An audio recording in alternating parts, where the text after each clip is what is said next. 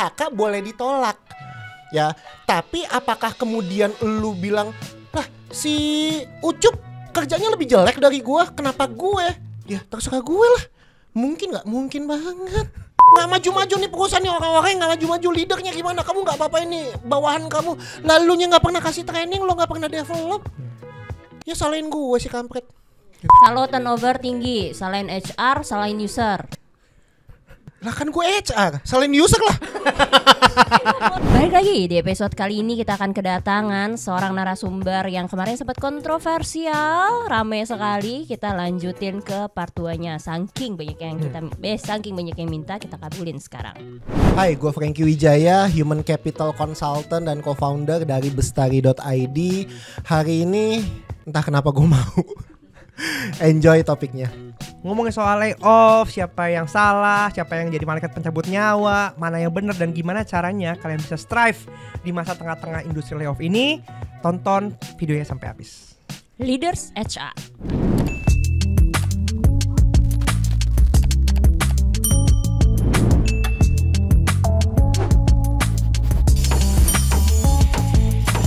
Kemarin lu udah baca belum? Data ketenaga kerjaan baru US. Ini udah mulai nih. Udah. Oh, kok mendadak gak pakai door dulu? Iya, aku udah door tadi, lu nggak sadar tadi. Okay. Udah door. Apa tuh? Iya, lagi pada drop semua sih. Apanya yang drop? Abis door drop. Door patah. Patah. Data-datanya maksud gua kayak Amerika ini kan kayak ceritanya lagi diambil resesi kan. Dan betul. gua kayak relate banget sama topik yang mau kita bahas hari ini gitu. Karena sekarang ya sebenarnya nggak jauh-jauh ya, ekonomi US akan berpengaruh terhadap ekonomi negara seperti kita kayak gitu ya kan.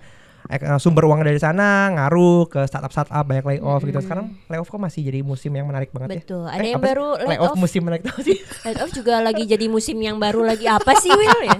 Tapi kan baru aja ada satu startup yang juga lumayan besar layoff lagi kan. Betul. Kemarin juga kita baca beritanya kan. Jadi kayaknya, dan menurut gua kayak tech winter ini juga masih akan panjang gitu loh. Jadi pintar-pintarnya employer buat ngatur cash flow-nya. Tapi pintar-pintar employee juga nih untuk keep up sama current marketnya sekarang supaya tidak, satu, kalau kena let off mungkin tidak terhindarkan ya. Sewah-wahnya lo akan tetap ada masanya, amit-amit lo mau tidak mau akan di posisi itu ya. Jadi gimana cara ketika lo kena posisi itu ya lo harus bisa survive nih. Betul, dengan challenge semua lagi nge-let off. Gue cari kerja kemana gitu kan. Jadi hari ini kita udah memanggil kembali ya salah satu narasumber cowok panggilan kita untuk kembali sharing perspektif yang menarik. Jadi langsung aja kita panggilkan Frankie. Welcome back. Agak takut gue sejujurnya. Tapi ya kalau misalnya kita bacain komentar-komentar, mereka tuh pengen lu balik lagi. Untuk apa nih?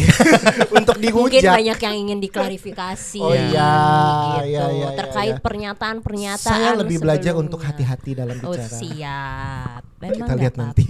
Harus hati-hati. Oke, tapi jadi kali ini terbawa emosi. Iya. Kali ini kita nggak bahas banyak karir sih. Kita lebih banyak ngomongin tren layoff karena kan. Ya, kalau mau tahu karirnya, nonton episode yang sebelumnya. Betul, itu juga udah rame. banyak ya. Benar. Lumayan ya. Lumayan dihujat maksudnya. Tapi seru coy, karena menurut gue ya, dengan banyaknya komentar-komentar itu, artinya mereka relate. Dan pernyataan-pernyataan itu membuat otak mereka tuh bekerja gitu. Hope so ya. Iya. Hope so ya. Kalau bisa bekerja. Oke. Balik yang tadi kita layoff. lagi ngomongin layoff nih. Ini kan beneran masif banget ya di banyak tech industry. Mungkin gak cuma tech industry, nggak tahu ya. Mungkin lo akan lebih tahu ya. Apakah ada big corporations juga yang sedang sebenarnya laid off tapi tidak ketahuan publik. Karena kan ketika laid off ini biasanya kalau korporasi besar kan bisa ya mencari cara supaya tidak terdengar desas-desusnya ke media. Terus si orang yang kena laid off dikasih sesuatu supaya lo tenang lah seenggaknya gitu. Tapi kan mereka yang tidak punya dana yang cukup untuk melakukan itu mau tidak mau kan jadi terdengar luas gitu kan. Gimana sih pendapat lu mengenai massive layoff yang sedang terjadi sekarang? Massive layoff kan sebenarnya terjadi awal-awalnya itu karena si pandemi ini ya. Betul. Dan itu trigger lot ya. Trigger banget kan, dan itu berlanjut sampai sekarang. Tapi kalau kita lihat karena pandemi itu, karena begitu banyak strategi yang berubah dari perusahaan, ada banyak corporate action yang sebenarnya mungkin nggak dipikirkan itu dulu, sekarang sudah menjadi opsi. Contoh merger, akuisisi dan lain sebagainya. Nah, kalau kita bicara tentang layoff tuh nggak melulu tentang perusahaan gue lagi busuk banget nih. Dan gue perlu nge-cut 70% dari karyawan gue. Nggak melulu tentang itu kan. Tapi bisa jadi tentang kalau gue punya corporate action, gue mengakuisisi perusahaan tertentu atau merger, sehingga ada redundancy dari sebuah posisi, udah pasti akan layoff. Dan pasti akan banyak juga. Karena lo nggak mungkin mempertahankan posisi yang sama di sebuah organisasi yang tadinya 2 organisasi sekarang jadi 1 organisasi. Jadi kita perlu lihat, kalau kita bicara soal massive layoff itu, menurut gua nggak semua itu karena efisiensi, nggak karena perusahaan gua lagi busuk, nggak karena perusahaan gua lagi nggak perform. Tapi bisa jadi karena ada corporate action lainnya gitu loh. Jadi maksud gue strategi tuh banyak sekali berubah dari zaman 2020, mungkin karena efisiensi, tapi semakin kesini kan pivot perusahaan, bisnis makin berkembang, ada begitu banyak corporate action yang terjadi sehingga layoff dengan non efisiensi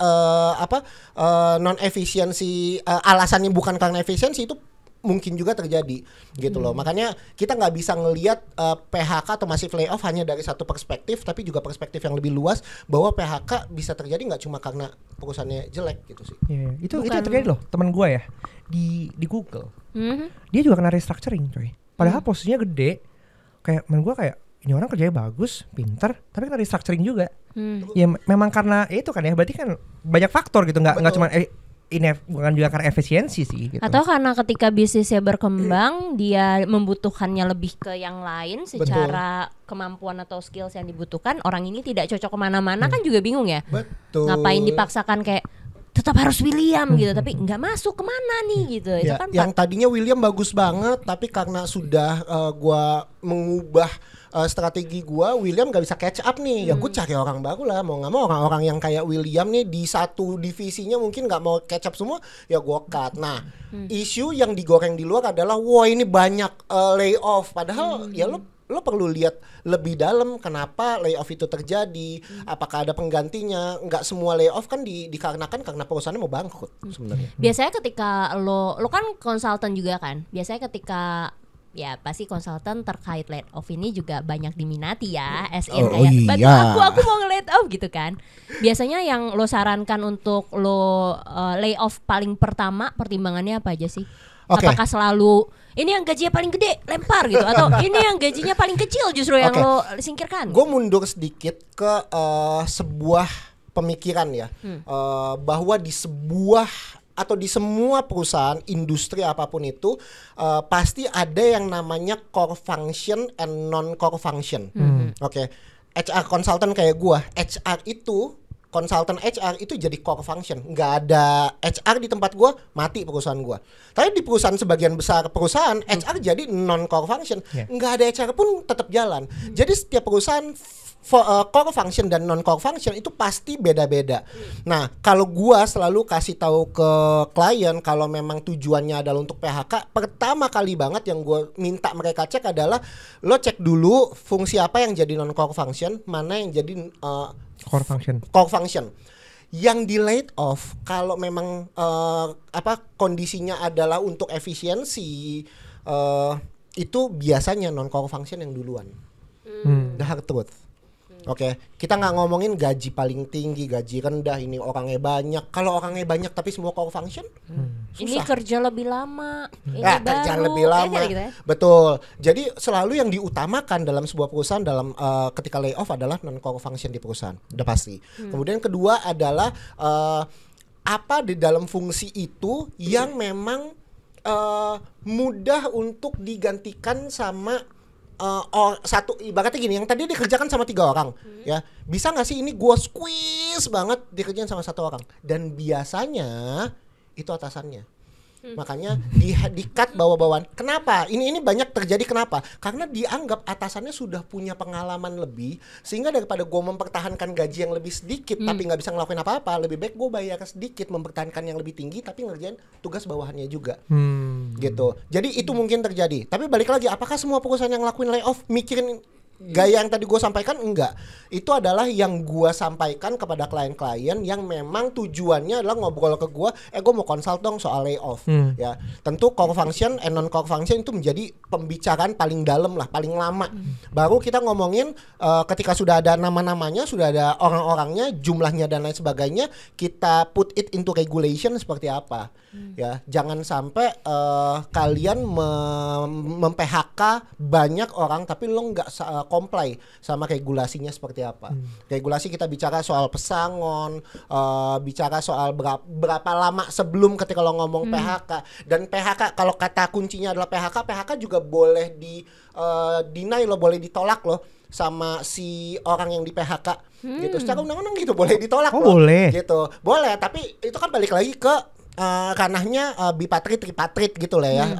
Lebih panjang dan gua rasa nggak banyak orang yang ketika dikasih surat PHK kemudian aku tidak mau karena pernyataan lo tidak mau itu akan merujuk kepada hal-hal yang lebih panjang lagi yang urusannya nggak lagi kita berdua di satu perusahaan nih, tapi ada pihak ketiga nantinya. Gitu.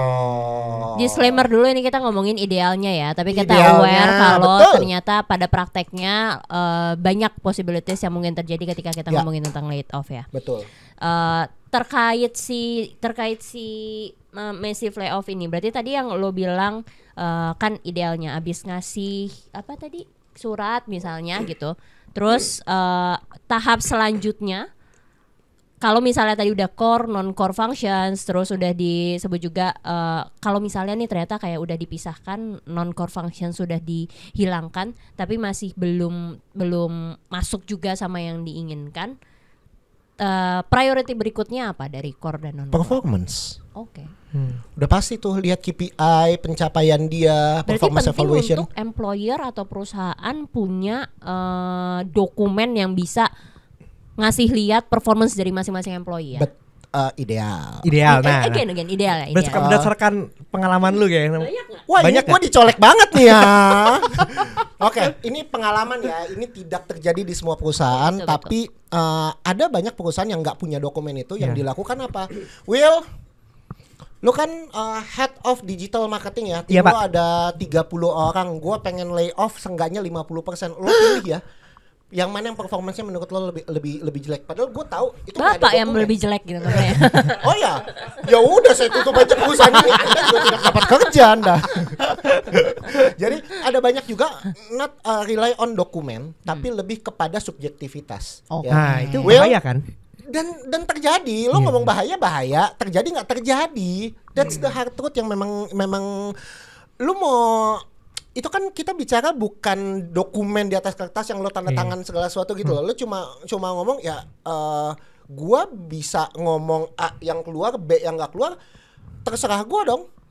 Kan gue yang punya keputusan, gue yang punya wewenang. Dan ketika gue bilang atas nama Dwina yang gue PHK, lo bisa bertanya nggak? Bisa bertanya, ya bisa mempertanyakan. Kenapa Makanya gue? PHK boleh ditolak, ya. Tapi apakah kemudian lo bilang, lah si Ucup kerjanya lebih jelek dari gue, kenapa gue? Ya terserah gue lah. Mungkin nggak? Mungkin banget. Karena balik lagi ya itu udah Subjektivitas, iya, betul. Tapi gini. Dan wewenang bos lo kan.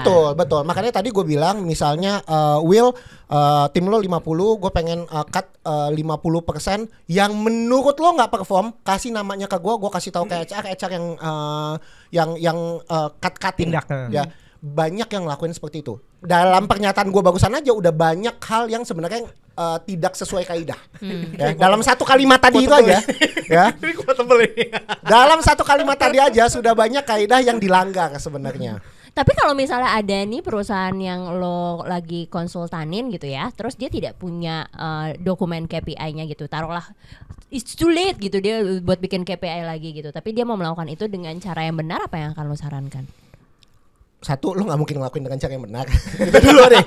Oh enggak, maksud gue enggak yang dia tidak dia misalnya gue nggak mau being subjektif gitu. Oke. Gimana caranya supaya Biasanya gue yang tetap gua bisa? fasilitasi adalah ngobrol sama atasannya, ngobrol sama misalnya head of digital marketing ini. Dari nama-nama ini, kenapa apa pendapat lo tentang si nama-nama ini? Karena kita mau ngomongin dari 50 gue pengen cut 25 orang. Ya, di ranking dong. Ranking berdasarkan apa? Satu performance. Tapi nggak ada datanya. Ya, lo kan tapi feel it kan. Kalau lo nggak punya data nih sama sekali. Ini yang akan balik lagi ke subjektivitas tadi. Nggak ada pilihan Pasti lain. akan Lo feel tetap it ya. kan. Siapa yang menurut lo ranking deh. Gue selalu bilang dari gitu lo ranking deh. Yang menurut lo yang lo feel paling oke sampai ke paling nggak oke di ranking kan. Pasti question gue adalah kenapa lo nganggap ini lebih oke dari yang ini. Ini lebih harus ada evidence. Even though nggak angka ya, tapi what do you feel about orang ini sehingga lo kasih dia di nomor 4 rather than si Duina yang ternyata di nomor 34 gitu. Pasti ada evidence yang karena gue selalu gali evidence-nya apa, yang which is selalu gue akan balikin lagi ke angka. Ya, emang kalau si yang nomor 4 ini bikin kontennya udah berapa banyak ya dibanding 24, tapi gue nggak punya data. Tapi kan lo bisa tahu dong ya. Makanya kalau lo nggak punya data, gini deh, gue kasih waktu lo 1 minggu lo urusin tuh semua angka-angka itu tuh. Dia udah pernah buat apa, dia pernah buat apa, apa inisiatif yang pernah dia buat, evidence-nya apa. Baru ranking itu baru gue validasi, gue bantu untuk validasi gitu. PR sih, terutama ya, karena ya memang menurut gua ketika perusahaan itu kan running based on gimana mereka bisa achieve satu pasti revenue dulu ya kan, revenue dan seperti yang mungkin kita bahas di podcast sebelumnya gitu, HR tuh balikin ke berapa lah gitu kan ya. Betul. Yang kalau belum gede-gede banget, belum penting-penting banget ya udah jalan perlu. dulu lah. Betul. Yang penting dapur kebuk dulu kayak Ya. gitu. Tapi dari point of view lu, kan kita ngomongin tadi ini kan sistem-sistem basic. Sebenarnya ketika nanti terjadi krisis, ini akan menyelamatkan perusahaan. Betul. Apalagi kalau misalnya dalam konteks sekarang layoff ini jadi perusahaan-perusahaan yang media darling banget pasti digoreng lah. Masuk e-commerce paling enggak lah ya. Si kucing ya. Kan. Kalau pandangan lu sendiri, untuk di level tertentu dalam krisis tertentu, sistem apa sih? Sistem HR apa yang minimal dimilikin? Hari gini, kok masih sih ngurusin proses administrasi seperti rekrutmen karyawan, cuti, sistem penggajian, bahkan sampai resign karyawan secara manual. Saran dari gua, coba menggunakan sistem otomatisasi seperti Mekari Talenta. Mekari Talenta adalah aplikasi HR buat atur administrasi karyawan yang komprehensif dan terintegrasi. Proses onboarding, offboarding, absen, dan lainnya bisa diotomatisasi lewat aplikasi ini. Mekari Talenta juga udah dilengkapi dengan fitur AI dan UI UX-nya user friendly banget, sehingga lu gak akan bingung ketika menggunakan tools ini. Jadi daripada data karyawan lu tercecer kemana-mana, langsung bebenah aja menggunakan Mekari Talenta. Oke, kita balik ke podcastnya. Menurut gue ya, organization structure, job desk, KPI itu minimal banget lo punya. Structure itu untuk lihat span of control lu sebagai pemimpin, kontrolnya ke siapa aja. Plus orang-orang di bawah tahu gue reportnya ke siapa. Plus job desk adalah jangan sampai gue merasa bahwa digital marketing juga ini ngerjain copywriting. Bukannya copywriting ada sendiri ya, bukannya nanti desain ada sendiri ya. Menghindari semuanya itu, kita buat job desk yang jelas sehingga orang-orang itu juga tahu wewenangnya sampai sejauh mana. Plus KPI atau OKR atau apapun itu adalah sebuah matrix yang kemudian kita pakai untuk melihat performance-nya itu lagi sesuai jalurnya atau enggak, on track atau enggak. Gitu. Menurut gue 3 itu aja yang kemudian menjadi landasan utama kalau lo mau kalau lo mau mulai HR atau enggak ada HR, apa yang mau dikerjain duluan. Menurut gue 3 hal itu sih. Mendingan hire HR staff atau sekarang kan zaman teknologi gitu ya. Apakah lebih baik lo beli sistem aja yang gampang gitu? Ya kalau lo beli sistem gak ada yang ngerti sistemnya, siapa yang mau gerakin? Gitu. Bukan berarti HR staff lebih penting daripada sistem atau sistem lebih penting daripada HR staff. 2 hal itu complementary. Cuma buat gua sistem itu sangat amat membantu. Oke. Tapi kalau nggak ada PIC yang pegang sistem itu, sistem itu nggak akan jalan gitu. Karena tetap harus disetting dan difikirkan ya yang Betul. terbaiknya. Lo yang mau apa. punya barang sebagus apapun, lo mau punya kamera secanggih apapun, nggak ada yang ngerti cara fotonya, nggak ada yang ngerti cara memakainya, lo juga akan dapat gambar kualitas video yang jelek juga. Padahal kameranya bagus banget, gitu. Makanya gua suggest lo nggak perlu ada HR staff, tapi lo perlu ada fungsi HR. Itu kan yang gue obrolin waktu pertama kali gue kesini ya. Lo belum tentu butuh posisi HR, tapi lo perlu ada fungsi HR. Even though lo mau pakai sistem HR, lo harus ada orang yang berfungsi sebagai HR untuk ngerjain sistem itu. Ya. Berarti sebenarnya minimum kalau lo mau bikin sistem pun lo harus mengerti sistem apa yang dibutuhkan sama lo. Dan what kind of automationsnya juga, jadi lo juga tahu operate-nya gimana. Baru habis itu terserah lo mau meng-hire orang di spesifik posisi HR ataukah ada tim lo yang lo tempatkan untuk mengoperasikan ini. Betul. Terserah lo gitu ya. Ya. Dalam konteks layoff, kan berarti kan sekarang gini, supply demand, selalu kita ngomongin kalau ketenaga kerjaan ya, supply demand, Betul. supply demand. Orang ribut soal kok susah banget sih cari kerja. Dengan banyak yang layoff, sebenarnya kan makin banyak nih supply di free market. Betul. Ya kan? Betul. Kalau pandangan lu sebagai HR consultant berhubungan sama perusahaan yang layoff dan perusahaan yang akhirnya mencari talent, ya kan? How do you see the trend ke depannya? Tren ke depannya udah pasti orang akan ngelihat bahwa gaji mereka itu nggak seindah apa yang pernah didapatkan dulu karena karena di hijack. Anjay. Dulu kan di hijack nih gua ya, dikasih remunerasi yang gila-gilaan. Belum tentu sekarang gua akan ketemu angka itu lagi. Sebenarnya itu yang pertama. Tren yang berikutnya gua lihat adalah ya akan ada sejumlah fresh graduate yang akan sangat sulit mencari kerja kalau mereka nggak pernah punya yang namanya pengalaman. Nah, kan cukup paradoks ya, lo fresh graduate tapi nggak punya pengalaman. Ya. Hati-hati. Ya betul, hati-hati. Makanya gua mau nyapu nih sedikit nih ya. Aduh, lucu sekali. Kalian galak-galak sih semua Parah sih. banget. Karena gini, gue sering banget ngobrol ke university untuk mahasiswa-mahasiswa level akhir. Gue bilang bahwa mumpung lu lagi tahap akhir kerjaan skripsi, nggak banyak lagi dari masuk pagi pulang sore untuk kuliah, untuk belajar, pakai waktu lo untuk cari pengalaman. Magang salah satunya. Kalau nggak ada magang, lo udah selesai, let's say ya, nggak ada lagi program magang, simple, ketok pintu. Ketok pintu lo bisa ketok pintu ke perusahaan manapun, atau sesimpel ya ketok pintu ke area-area yang lo pengen, misalnya finance, lo pengen belajar soal finance, lo ketok pintu misalnya ke hal-hal atau ke perusahaan-perusahaan kecil, startup kecil, atau online shop tertentu, bilang boleh nggak gue bantuin finance lu for free. Ya, sambil gua kuliah, sambil gua selesain S1 gua kerjain finance lo deh for free. Buat apa? Buat lo dapet pengalaman. Sehingga ketika lo lulus, lo udah punya pengalaman. Karena lawan lo bukan lagi sesama fresh graduate.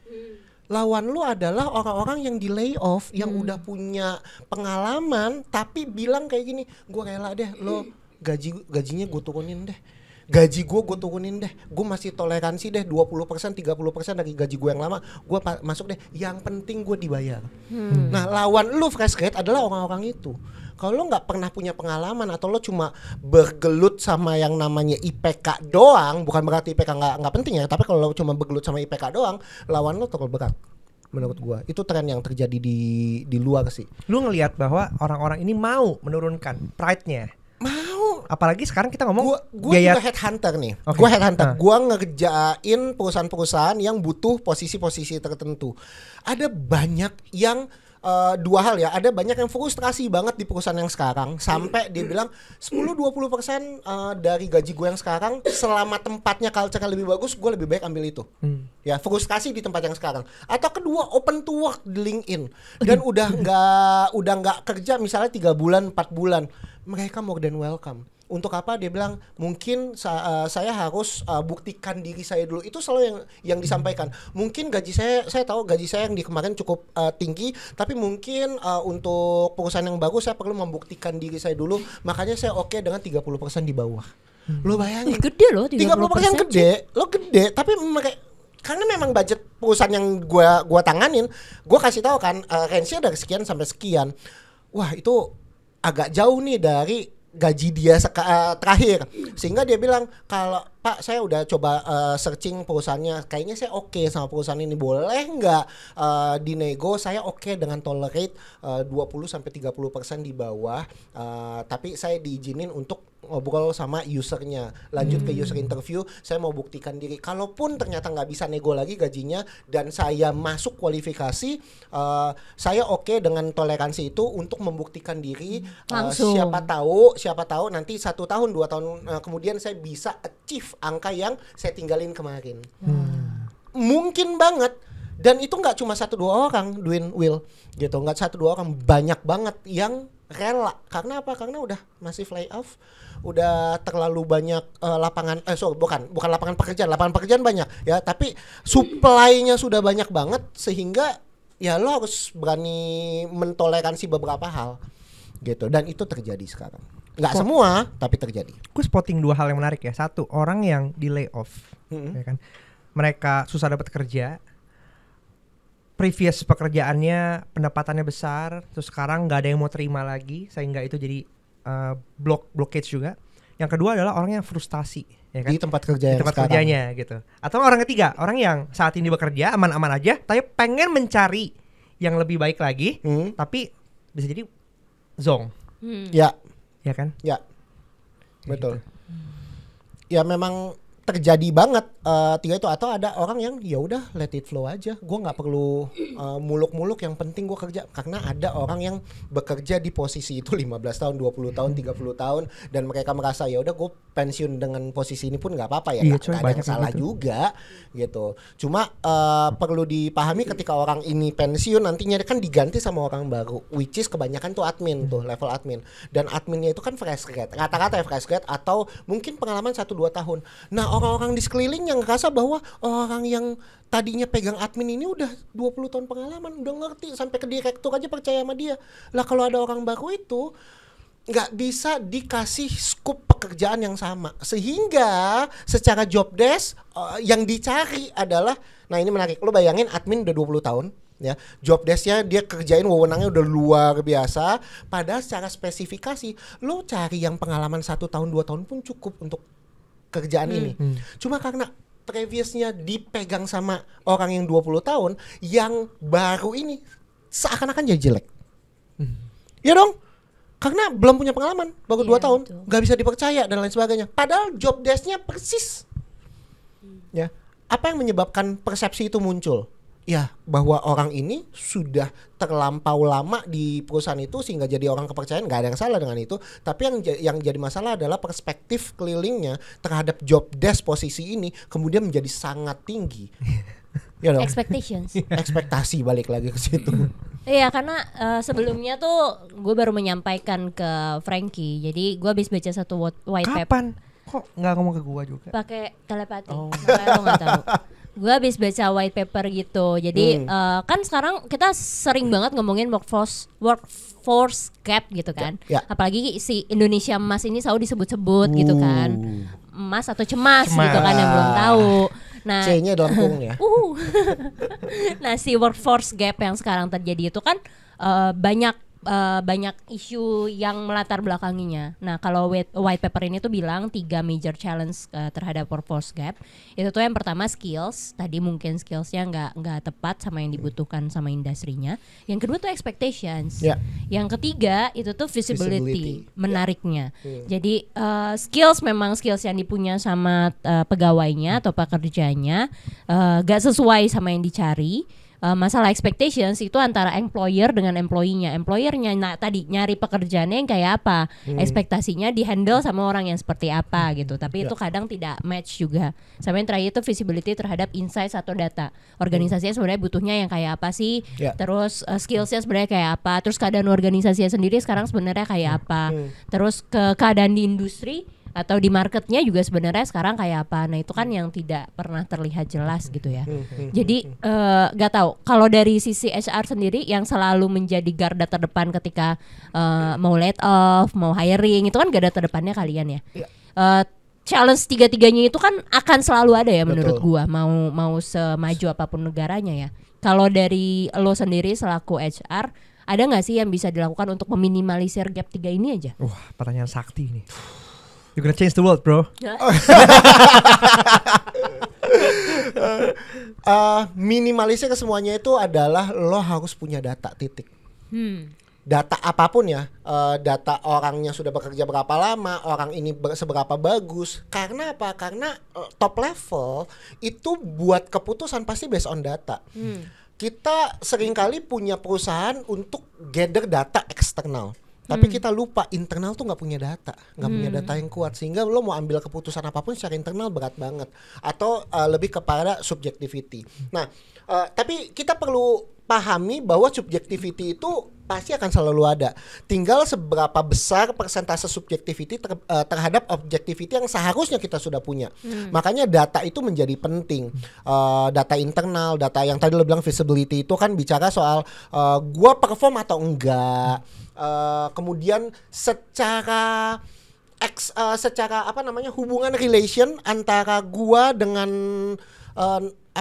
Direct supervisor. Bisa jadi direct supervisor 360 derajat lah, atas bawah samping ya. Cross function itu gimana datanya tentang gua. Sehingga kalau kita nggak pernah adakan yang namanya employee engagement survey, ya gimana ceritanya gua tahu si Dwina itu disukain atau enggak. Ada banyak isu Dwina nggak disukain, tapi isu ya, jangan-jangan yang datang ke gua ngomong Dwina nggak oke adalah emang orang yang nggak suka sama Dwina aja gitu loh. Sedangkan orang yang nggak suka sama Dwina 15 gitu. Jadi yang datang ke gua 15-15-nya, padahal ada 100 lagi yang nggak masalah sama Dwina. Tapi karena 15 ini pas banget yang vokal, sehingga gue menganggap itu sebagai kebenaran. Mempengaruhi judgement lo ya. Pasti. Makanya kalau leader itu perlu punya visibility yang tadi lo bilang, perlu punya data untuk memperkuat itu. Jadi gimana untuk meminimalisir? Ya lo perkuat data, perkuat data internal. Gitu. Makanya matrix itu penting banget, ada di semua lini dan di semua departemen dan divisi. Kalau HR kan banyak ya include ke ngasih training ke employee gitu ya. Dengan kondisi industri yang sekarang uncertainty-nya sangat amat tinggi, dan banyak company yang jadinya kayak nanti gue ngelatih William resign, gue udah investasi mana nggak balik nih ke perusahaan gue. Itu yang paling sering datang ke gue, karena kan gue juga ngajar ya. Maksud gue juga jualan ngajar nih ya ke perusahaan-perusahaan, dan perusahaan-perusahaan bilang kalau saya udah trainingin karyawan saya mahal-mahal, kalau dia resign gimana? Apa kalau training kita tanda tangan aja dia harus stay di perusahaan 1 tahun? Gue bilang, yalah training lo juga nggak seberapa. dalam hati gue ya, training lo juga nggak seberapa. Ini bukan sertifikasi yang per orang itu bayar belasan puluhan juta ya. Training lo juga nggak seberapa, sampai tanda tangan itu gue sebagai karyawan lo juga agak takut gitu. Mendingan gue nggak usah ikut training. Iya dong. Nah, tapi gue selalu ngomong kayak gini ke leader atau ke perusahaan. Lu bayar gua sebagai trainer atau bayar perusahaan gua untuk ngajar trainer itu X juta misalnya. Harga ini menurut gua masih lebih murah daripada lu nggak training dan mereka kasih input yang jelek buat perusahaan lo. Mereka justru, output. Mereka kasih output yang jelek buat perusahaan lo. Lo kasih training aja nggak ada jaminannya dia stay kok. Sekarang gini, kalau dia nggak pernah merasa di develop, apa jaminannya lo pasti bilang bahwa nih orang pasti akan tetap stay di tempat gua? Enggak. Lo yang di develop aja bisa keluar kok. Tapi at least lo sebagai perusahaan, lo punya dignity. Ketika lo rilis orang itu develop karena perusahaan gua. Instead of orang ini keluar dan bilang kayak gini, perusahaan macam apa itu si William?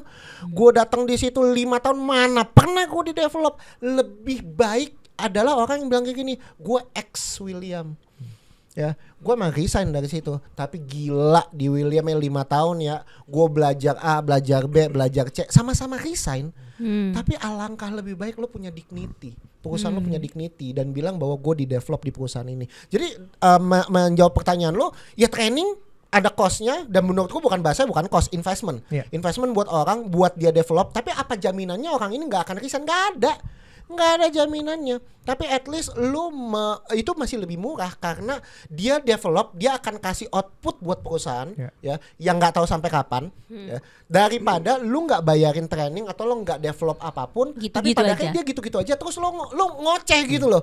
Nggak maju-maju nih perusahaan nih, orang-orang yang nggak maju-maju, leadernya gimana, kamu nggak apa-apa ini bawahan kamu lalunya nggak pernah kasih training, lu nggak pernah develop. Ya salahin gue sih kampret. Oh wow. Ini bahaya nih ya. Nah, gimana soal ya kan itu sering kali terjadi kan, kayak atasan mungkin user langsung, mereka itu langsung ya udah angkat lepas tangan aja gitu. Which harusnya manager in charge atau enggak apa ngomongnya field manager. Line manager itu kan harusnya in charge terhadap development dari tim-timnya. Tapi mereka probably enggak, mungkin mereka tipe yang ya lepasin aja udahlah, tanggung jawab HR dong, itu kan tujuannya HR untuk melakukan training and development kayak gitu. Gua kasih batasannya ya, yang benar itu seperti apa? Yang benar adalah HR bertanggung jawab untuk memberitahu, bahasa kita adalah kompetensi matrix. Kompetensi matrix adalah lu di posisi lu sebagai head of digital marketing, lu butuh kompetensi sejauh level apa? Sejauh A, sejauh B, sejauh C. Misal leadership lo level 4 itu artinya apa, 3 itu artinya apa, technical skill lo butuh sampai level lo supervisor butuh sampai level 3 itu artinya apa. HR itu perlu merancang itu semua. Kalau itu udah jadi include ke kompetensi matriksnya bikin dong, HR dong. HR. Tapi HR kan nggak bisa kerja sendiri. Artinya kalau apalagi kita ngomong technical skill, pasti akan interview butuh usernya, butuh SME-nya lah. Tapi ketika itu sudah jadi, itu tanggung jawabnya di HR. Itu udah jadi, yang implementasi harusnya siapa? User, manager. Jadi kalau manager bilang, gue nggak tahu apa yang perlu di develop, benar, gue akan tanya HR-nya. Ya, lu buat apa supaya lu buat apa sehingga kok user lo nggak tahu apa yang perlu di develop ke timnya? Ya gue nggak punya apa-apa, ya nggak heran, betul dong. Ini dengan kondisi perusahaan lo punya HR ya. Tapi kalau emang ternyata HR-nya udah ngebuat sesuatu, usernya nggak ngelakuin apa-apa, gue akan nanya, lu udah sosialisasi atau belum? Udah sosialisasi, berarti emang usernya aja yang blee. Itu agak nahan nih gua. Berhenti dia, nyebelin banget. Emang usernya aja yang naon nih. Tapi kalau nggak ada HR, menurut gua adalah top levelnya yang harus memastikan leader itu do development kepada timnya. Karena top management itu nggak mungkin bisa kerjain itu sendirian. Sehingga lo harus bisa lakukan pendekatan kepada middle level supaya middle level doing something ke bawahannya.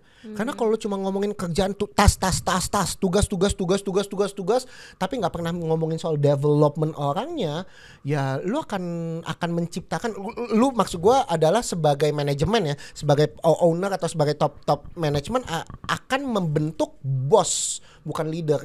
Karena kalau gue top management, Will, mana nih anak lo nggak kerja, mana outputnya mana, tugas mulu, output mulu. Ya gue sedang membentuk William jadi bos kepada orang-orang di bawahnya, bukan leader. Karena tujuan gue harusnya adalah buat William as a leader yang bisa membangun tim di bawahnya, sehingga ketika gue expand, gue nggak cari di luar.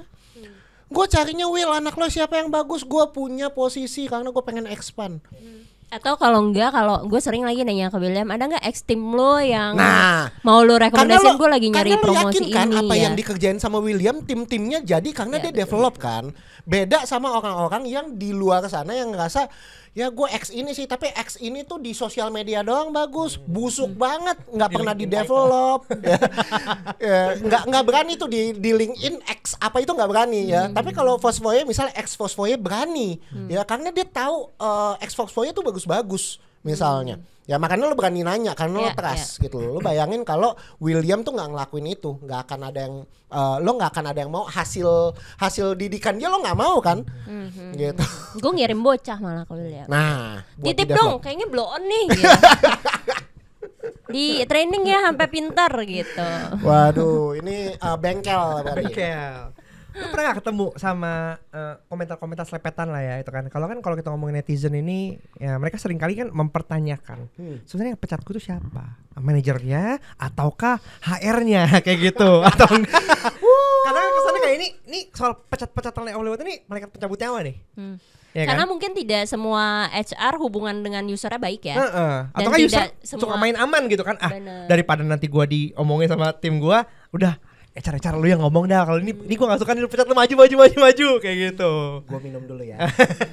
Sampai habis loh. Butuh tambah lagi. Sekarang dibaca nih kayak ada komen ya, ada sekar XXX nih kan ya. User suka main aman, nggak mau tangannya kotor, terus HR yang disuruh maju, lalu yang disumpahin orang ya HR. Nah beginilah cara rezeki halal. Kayaknya si Sekar ini HR deh. Dia lagi curhat emang. Oke. Ini prakteknya ya. Buat banyak orang yang mungkin tidak di dunia HR atau tidak berada pada level tinggi, mungkin ngerasanya adalah siapapun yang mecat, siapapun yang ngomong ke gua itu adalah yang mecat. Contoh, HR nih yang ngomong ke gua artinya HR yang mecat, bukan atasan gua. Oh, atasan gua yang ngomong nih, artinya atasan gua yang mecat. Padahal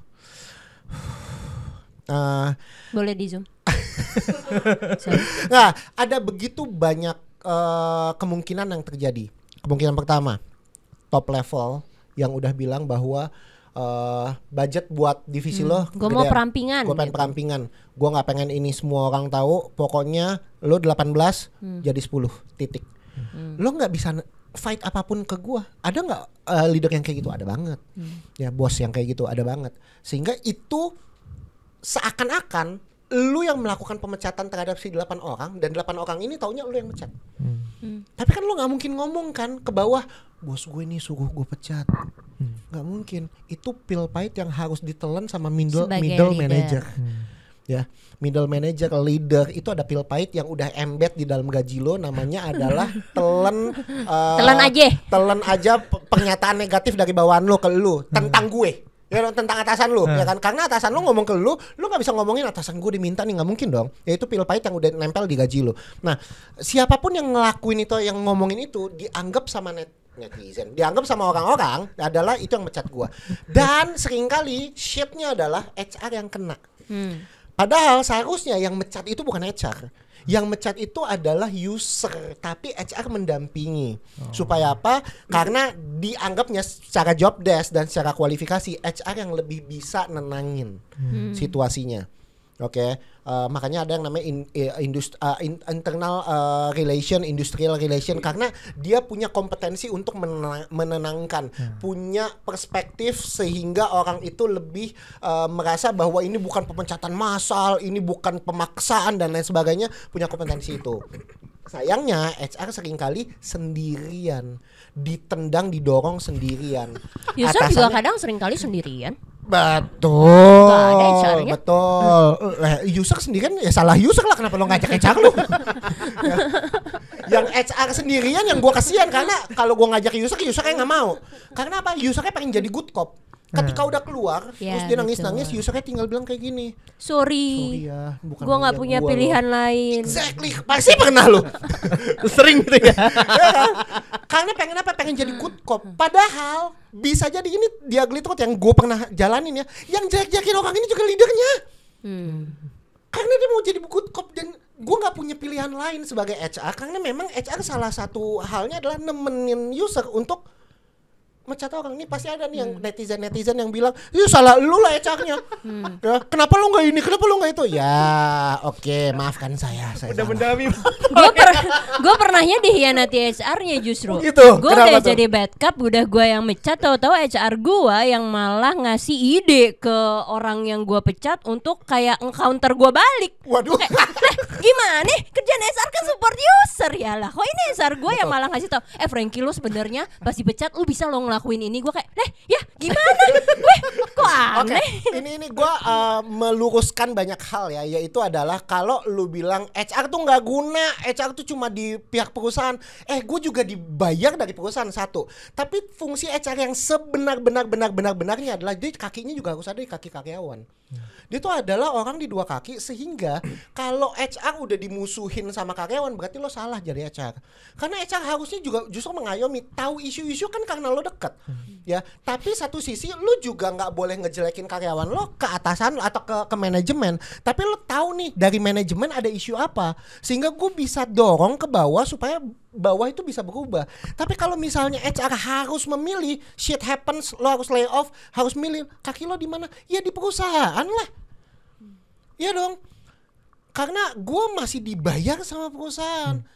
Dan gue pernah terjadi di salah satu di 2020 gue harus pecat-pecatin orang. Menurut gue caranya nggak benar. Gue harus pecatin mereka. After that gue kasih surat resign. Karena menurut gue ini udah nggak benar. Tapi nggak bisa gue yang nggak ngerjain, karena di bulan ini gue masih digaji. Gitu. Gue melakukannya dengan benar. Ya, gue ngomongnya dengan benar. Tapi dalam hati gue this is the last thing yang gue akan lakukan di perusahaan ini. Next month gue akan resign. Selesai. Lebih baik gue resign untuk jaga martabat gue daripada gaji gue nggak seberapa dibanding martabat gue rasa. Sehingga kalau misalnya ini udah praktek yang salah, nggak mau comply, walaupun kaki gue di perusahaan, gue jalanin itu sebagaimana gue masih dibayar. After that gue masih punya martabat. Responsibility lu as HR di company ya. Betul gitu. Gimana? Tapi firing kan susah ya, tetap ya. Pertama kali gua firing juga nggak semudah itu ya, bisa gua akui. Malah waktu itu gua belum punya HR. Jadi firing kan reason behind-nya banyak ya. Betul. Bisa jadi emang performance-nya jelek, bisa jadi memang secara keperluan gua sebagai company udah tidak butuh role itu lagi, bisa jadi gua emang nggak punya duit gitu kan. Nah itu kan reason behind-nya banyak. Ada nggak acara yang mudah di feeling sebagai orang yang harus, tadi kan lu bilang sebenarnya firing itu tugas tanggung jawabnya user, sedangkan mungkin apalagi ya ketika lu sudah di posisi leaders gitu, itu kan harus menjadi tanggung jawab lo untuk nge-fire atau nge-let off orang gitu, dan belum semua orang punya pengalaman untuk nge-fire pertama kali gitu kan. As new leaders, ketika lo harus mau tidak mau firing atau nge-let off, ada nggak sih caranya supaya tenang pikiran dan hati gitu? Tenang pikiran hati ya, lo bayangin gimana bilang ya, tenang itu adalah proses diri sebenarnya. Lo tenang nggak bisa dibantu sama orang lain. Tapi apa yang bisa gue kasih masukan buat new leaders yang memang, atau lo nggak harus jadi new leaders untuk firing pertama kali. Lo bisa jadi nggak pernah ada kesempatan, dan kesempatan sekarang walaupun lo di senior lo harus firing orang. Hal pertama yang lo harus punya menurut gue sebagai leader apapun, di posisi apapun untuk firing orang, yang perlu lo punya di balik semua politik itu adalah namanya humanity sih. Karena lo firing orang, yang lo firing adalah orang yang mungkin adalah seorang breadwinner di keluarganya. Bisa jadi dia adalah orang yang dituntut untuk punya penghasilan tertentu di tangannya bulan demi bulan. Tapi lu sebagai HR juga nggak bisa mendinai bahwa ya gue kerja buat perusahaan kan, kalau perusahaan bukan panti sosial. Kalau memang harus ngelakuin itu, humanity menurut gue yang harus lo jaga. Either way, gue ketemu Chris Angkasa pernah di sini, betul ya? Pernah. Gue belajar banyak sama beliau. Beliau punya begitu banyak track record firing orang, ya. Tapi firingnya gue belajar banyak. Dia bilang bahwa gue nggak bisa melakuin banyak, ya. Gue memang harus tetap firing lu, tapi gue akan bantu lu kenalin ke beberapa orang yang mungkin bisa bantu lo cari kerjaan. Itulah kenapa gue kenal sama Chris, karena gue juga headhunter. Oh, kirain karena lo di fire sama Chris. Waduh, Chris jangan ya. Ya, pada akhirnya berapa kali Chris telepon gue, dia bilang, Frank, gue punya orang bagus, gue kasih CV ke lo, boleh nggak lo coba cek. Dia benar-benar take effort untuk orang yang dia firing. Menurut gue that kind of humanity yang diperlukan sama semua level leader untuk firing orang. Terlepas dari gaya ngomong lo jago atau enggak, lo jago berpolitik ngomongnya sehingga orang gak nangis atau enggak, di atas semuanya itu menurut gue lo harus punya humanity untuk lo firing orang. Menurut gue itu sih. Tapi kadang ketika lo sebagai leaders, ini mungkin sedikit curhat ya. Ketika lo sebagai leaders lo sudah menerapkan humanity lo tadi itu, kadang lo tetap ketemu sama orang yang tidak membuat itu jadi lebih mudah Demonize. juga gitu loh. Iya, jadi kayak Ya dong, lo udah punya humanity. Kalau nggak bisa juga ya demonize.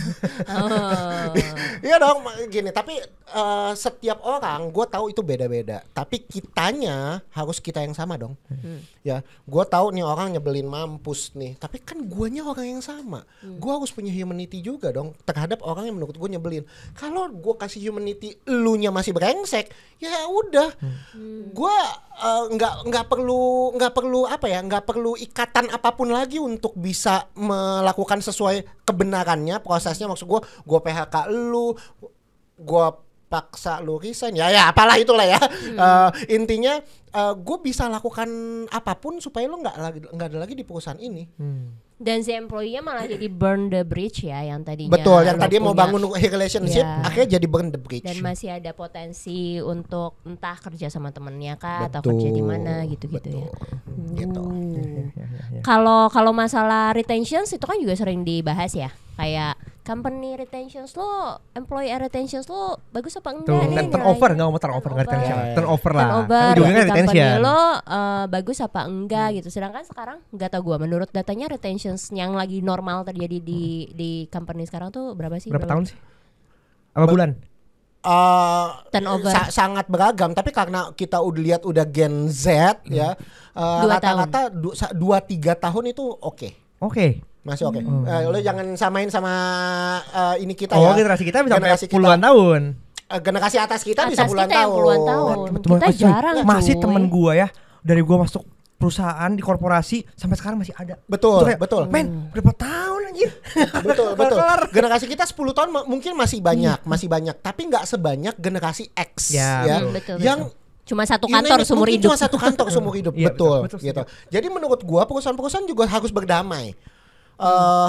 Ya udah. Lihat bahwa ya udah emang generasinya berbeda ya, jangan menormalisasikan bahasa-bahasa Gen Z mah lemah, Gen Z tuh generasi strawberry. Gue ketemu begitu banyak Gen Z yang kerjanya bagus banget, cuma memang gak tahan lama, tapi hasil dari Gen Z itu kepake sampai sekarang gitu loh. Karena nggak ada dia nggak jalan nih pemikiran ini. Betul, Walaupun dia nggak lama, dia masih mencari, masih jadi kutu loncat lah. Walaupun nggak semua Gen Z kutu loncat, tapi maksud gue kutu loncat, tapi ketika dia lagi lompat di tempat lo, dia kalau kerjanya bagus loh. Bisa jadi legacy loh gitu. Karena gue selalu percaya we need wisdom from the old and we need the creativity from the young. Gue selalu percaya sama itu. Makanya Gen Z, Gen Alpha nantinya kita akan selalu butuh kreativitas dari yang jauh lebih muda. Untuk bikin turnover ini rendah, maksudnya nggak yang cepat banget gitu. Itu tuh sebenarnya tugas tanggung jawabnya leaders ataukah HR? Leaders lah. Okay. Kenapa semuanya harus ke HR? Kalau HR. Karena lo HR kan gue nanya. Sudah gila kali ya. Leaders lah, tapi HR punya peranan penting sebenarnya untuk memastikan Remind ke user kita bangun fondasinya. Contoh culture. Lo mau leader sebagus apapun, culture-nya busuk juga lo nggak bisa jalan juga gitu loh. Nah, tugas HR adalah memastikan, ensure bahwa culture-nya itu bisa berjalan dengan baik. Kemana dia jadi bisnis partner buat top management gitu. Jadi HR punya peranan, tapi kalau ngomong tanggung jawabnya siapa, kalau gue bilang paling berat tanggung jawabnya itu ada di leader. Karena ujung-ujungnya yang bekerja bareng sama si timnya kan juga si leadersnya ya. Yang ketika ada pergantian tim yang sakit kepala juga leadersnya kan ngajarin ulang. Kemarin sama William gue udah tinggal nggak usah ngomong nih, tinggal kayak Will jalan gitu. Tim baru kan kayak Will, jadi ininya harus gitu kan ya. Yang capek juga sebenarnya leaders ya. Betul. Lastly. Kan ada tipe leader yang dia tuh karena dia merasa kayak wah gue leading the team, jadi punya tendensi untuk I will make sure my team is well protected. Oke. Kayak gitu. Sehingga ketika itu well protected, lu membuat situasi tim lu aman, terkendali, karena gue jagain supaya tim gue nggak jatuh kayak gitu. Tapi dalam perspektif counternya, ketika orang dijagain dengan sangat bagus, mereka nggak pernah jatuh. Ketika nggak pernah jatuh, Nggak pernah bonyok ya. nggak pernah belajar. I see. Kayak gitu. Ya. Sebagai HR, apa yang akan lo lakukan untuk membuat kondisi ini yang sebenarnya ngomong apa? Positif, tapi bisa jadi bahaya. Bisa jadi pelan-pelan dikeropos nih, karena ya semua yang dijagain terlalu bagus. Kayak lu punya anak, lu jaga anak lu supaya nggak terjatuh. Sekali jatuh hancur dia men, ya kan? Betul. Artinya timnya nggak berkembang, nggak develop karena terlalu dijagain gitu. How do you see things like this? Oke, gue pernah ketemu sama kasus ini tuh di TBK Company. Perusahaan udah gede banget. Ada satu yang kayak dijagain mampus gitu loh. Padahal menurut timnya mereka juga nggak suka dikekang begitunya. Karena jadinya mereka terbatas untuk bisa kerja bareng, relationship bareng sama cross function. Sehingga dari HR salah satu intervensinya apa? Ketika ada project apapun itu, kita ngomong sama kepala projectnya, project manajernya, tolong si departemen ini, divisi ini minta orang dari dia untuk bantu project ini. Secara paralel apa yang gue lakukan, gue ngomong ke orang ini nih, departemennya paling atas itu direkturnya direktur apa? Direktur finance kah? CEO kah? Direktur marketing kah? Gue sebagai HR ngomong ke situ untuk itu kasih intervensi juga di bawah, mau nggak mau lo kasih 1 sampai 2 orang untuk project ini. Jadi harus ada intervensi, karena kalau enggak ya lo kan tetap protect anak-anak lu, dan anak-anak lu juga belum tentu happy.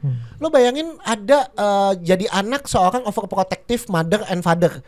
Menurut mereka gue jagain banget anakku, gue sayang banget sama anak gue. Tapi kalau kita udah ngerti ini, kita udah dewasa, sama overprotective mom and dad kan juga pasti akan marah sama mereka kan, kayak kenapa sih gue jadinya kuper tahu, gue jadinya nggak tahu apa-apa tahu gitu ya.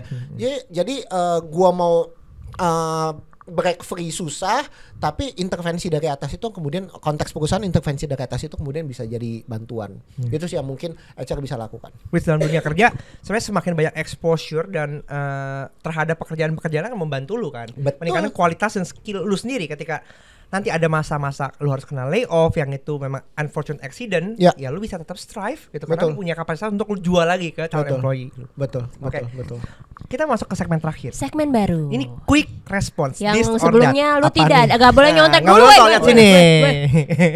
Sebelumnya nggak ada. Apa ini? Ini lo harus menjawab cepat. Pilih A atau B, nggak boleh kasih alasan. Oke. Pokoknya A apa B? A gitu. Udah, titik. Oke. Nggak boleh A. Soalnya ini nanya apa, nggak boleh. Oke. Pertanyaan kayak kopi atau susu gitu ya, kan? Ya, betul. Ya, tapi itu kan pertanyaannya. Iya. Kopi atau susu doang kok. Kita mulai ya. 1. Leader yang people oriented atau leader yang task oriented? People oriented. Oke.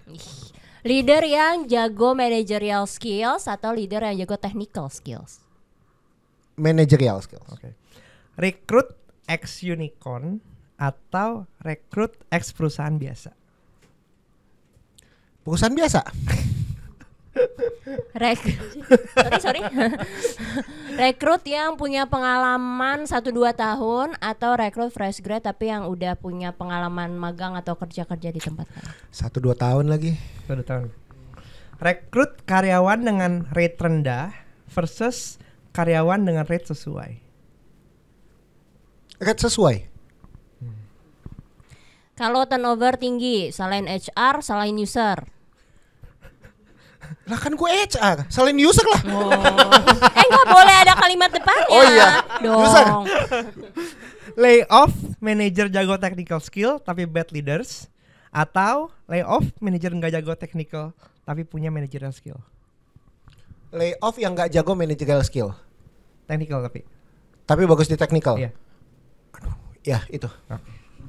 Layoff karyawan, ini gue ganti dikit ya. Layoff karyawan lama atau karyawan skillful? Lama. Itu kayak nggak ada tuh di situ. Soalnya mata lo nggak kesana tuh. Ini gaji turun tapi keterima kerja di unicorn, atau gaji tetap tapi small company? Tetep lah. Oke. Iyalah. Oke. Unicorn udah nggak punya duit. Iya coy ya. Salah masuk unicorn coy. Nggak lama layoff lagi. Nggak punya duit belagu. Ih, waduh. Bakar-bakar duit belagu. Bakar-bakar doang. Terakhir closing. Berikan kita advice. Gue punya satu lagi boleh? Oh ya udah boleh. Nggak ada lagi itu. Nggak ada. Set system atau set team? Sistem. Oke. That system. Ya. Gua closing. Dani udah Udah kan? kok. Sip. Advice buat leader untuk bisa survive di tengah gempuran-gempuran layoff. Karena tadi kan pilihannya sulit ya antara gua nge-layoff tim gua atau gua yang kerja teknis lagi. Kalau gua mau stay, gua kerja teknis lagi nih, balik lagi nih. Tapi kalau gua nggak mau kerja teknis, gua kena layoff. Gua harus disclaimer dari awal bahwa mungkin pernyataan ini kontroversial dan pernyataan ini mungkin ada aja yang nggak demen. Ya, kalau dipotong nggak ada juga sih sebenarnya. Iya Makanya benar sih. dengerin dari awal ya. Tapi gini, buat leader kalau lo mau survive, belajar politik. Mantap coy. Tapi lo harus belajar namanya persuasi, bukan ngejilat. Karena politik itu penting. Kenapa sih? Gue bingung deh. Lo jangan berpolitik lah di kantor. Nggak bisa lah. Justru nggak tahu, correct me ya. Kantor yang nggak ada politiknya justru malah nggak sehat kan? Hancur dong, bener nggak sehat dong gitu. Makanya lo harus berpolitik yang lo bisa belajar untuk persuasi, tapi jangan sampai lo ngejilat. Bedanya apa? Ngejilat itu artinya lo menghalalkan segala cara supaya lo dapetin apa yang lo mau. Berpolitik dengan sehat artinya lo mempersuasi adalah lo effort sedemikian rupa untuk membuktikan bahwa apa yang lo sampaikan, ide lo, skill lo itu matters dan bisa gue kasih adding value buat lo. Dan gue bisa pakai segala cara juga, tapi gue nggak menghalalkan segala cara. Gue bisa melakukan segala cara supaya lo bisa buy in sama ide gue. Tapi kalau menghalalkan segala cara untuk dapat apa yang gue mau, gue bisa nginjek kepala orang, jelekin orang lain, melakukan kebohongan. Itu menghalalkan segala cara. Itu jilat menurut gue. Tapi kalau leader belajar politik, melakukan mempersuasi, pada akhirnya lu akan bisa survive karena orang suka sama orang yang lebih banyak kesamaannya sama lu. Oke. Orang lebih suka sama orang yang banyak kesamaannya sama lu. Lu di jajaran semua leaders sama-sama core function atau sama-sama non core function, leaders mana yang gue mau cut duluan adalah leaders mana yang paling lama gue cutnya adalah orang subjektif ya. Adalah orang yang paling dekat sama gue. Yes. Setuju, gue setuju. Ya dong. Kita punya 3. Nih nyampe nggak sih ininya? Nyampe Ya di sini ya. Ini nyampe ya. Oke, kita punya 3 nih. Ya, let's say gue jalan dari sini. Jaraknya sama nih ke sini tuh jaraknya sama-sama 100 meter. Misal ini toko, gue pengen beli pulpen. Lo dari sini, lo pilih ke A, ke B atau ke C? Lo mau beli pulpen di toko A, toko B atau toko C? Lo dari sini, sama-sama 100 meter. Iya. Mana yang paling gue nyaman sih? Yang Toko gue mana sering yang paling beli. Exactly, sering beli misalnya toko A. Kenapa sering beli di sini? Entah karena lo kenal sama orangnya, Yang jualan cakep. Yang jualan cakep, yang di sini ternyata bisa diutangin, harganya sama, jaraknya sama. Kenapa lo bisa pilih ke sini? Karena ada commonality atau ada yang kesamaan apa nih? Lo sama si pemilik toko ini atau yang jualan di sini. Sehingga kalau lo sebagai leader membangun kesamaan sama di atas lo, menurut lo sama yang di bawah lo juga, artinya lo akan terus membangun jembatan sama dia. Lo akan punya hubungan sehingga ketika di PHK pun nggak pasti, tapi ada kemungkinan besar bahwa lo adalah orang yang paling terakhir dan lo adalah orang yang selalu ditanyakan what do you think. Tapi dengan catatan, kalau lo ngomong 3 ini, 3-tiganya kualitasnya sama ya. Jangan satu lebih murah ya, gampang lo kesini. Kalau lo ngomong leader, 3-tiganya kualitasnya sama ya. Jangan bilang di sini lebih performanya lebih bagus, 2 ini busuk, ya udah pasti kesini lah. Kalau sama-sama kualitasnya bagus, sama-sama non-core, sama-sama 5 tahun bekerja, sama-sama kasih profit yang luar biasa buat perusahaan, kasih value yang luar biasa buat perusahaan, yang mana yang lebih deket? Adalah dia yang paling banyak kesamaannya, ngobrolnya nyambung, dia main tenis, dia ikut main tenis, ya karena emang bisa juga. Kalaupun nggak bisa, at least bisa ngobrolin tenis dan lain sebagainya. Karena banyak kesamaan berpolitik yang seperti itu yang menurut gua akan membuat lo bertahan lebih lama. Setuju. Balik ke bobot subjektif tadi ya, mau nggak mau, karena gimana pun leaders human cuy. Ada feelings, tetap ada subjektivitas. Selogik-logiknya leaders lo, oke-okenya misalnya pertimbangan leaders lo, tetap aja leaders tuh human kok. Betul. Akan ada feelingsnya juga. Berapa persen tuh tetap ada. Ya, makanya penting untuk lu bangun hubungan dengan atasan-atasan lu kayak gitu, bukan malah dijauhi, bahkan malah jangan dimusuhi. Karena kalau dimusuhi ketika negara api terjadi menyerang, Anda akan kebakaran duluan. Ya. Oke, thank you, seru banget obrolannya. Sip, thank you. Semoga nggak seviral kemarin ya. Terima kasih atas pernyataan kontroversinya. Enggak deh, canda. Aduh. Karena tadi Frankie juga nyebut yang penting set system dulu instead of set team. Bukan berarti set team gak penting ya, tapi mungkin yang bisa kalian lakukan pertama adalah set system. Jangan lupa kalau berkaitan sama HR, kalian bisa nge-set system menggunakan Mekari Talenta. Dan ini adalah sistem yang kita oke banget ya buat proses hiring, buat proses administrasi karyawan yang seamless.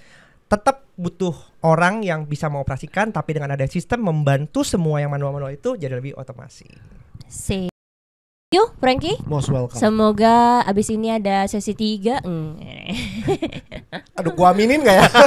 Takut, dia gak berani ngomong gitu.